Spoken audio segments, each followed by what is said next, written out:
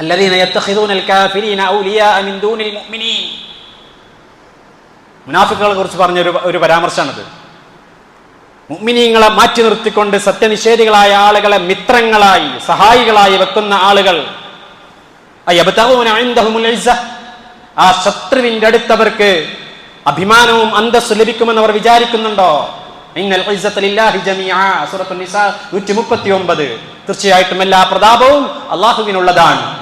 അതുകൊണ്ട് അമേരിക്കയുടെ കൂടെ ചേർന്ന് നിന്നാൽ, ഇന്ത്യ രാജ്യത്ത് ഫാഷിസ്റ്റ് ഭരണകൂടത്തിനോട് കൂടെ ചേർന്ന് നിന്നാൽ മുസ്ലിം സംഘടനകൾക്കും മുസ്ലിം രാജ്യങ്ങൾക്കും അന്തസ്സുണ്ടാകും, അഭിമാനമുണ്ടാകും എന്നുള്ള വ്യാമോഹമുണ്ട് എങ്കിൽ അത് വിശുദ്ധ ഖുർആൻ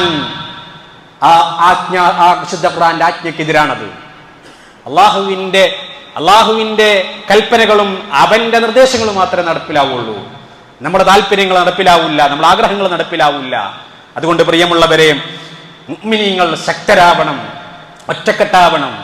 സാമ്പത്തിക ശക്തി കൊണ്ട് മാത്രം വിജയിക്കാൻ കഴിയില്ല. വഅഇദൂ ലഹും മസ്തതഅതും മിൻ ഖുവ്വ വമിൻ റിബാത്തിൽ ഖൈലി തുർഹിബൂന ബിഹി അദുവല്ലാഹി വഅദുവക്കും.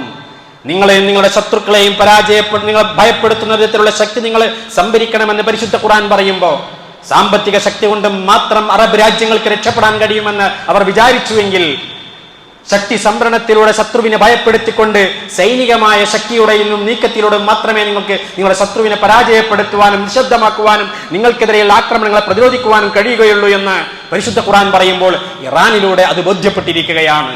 മറ്റ് അറബ് രാജ്യങ്ങളിലൂടെ അതിന്റെ നേരെ വിപരീത വശവും നമുക്കിപ്പോൾ മനസ്സിലായിക്കൊണ്ടിരിക്കുകയാണ്.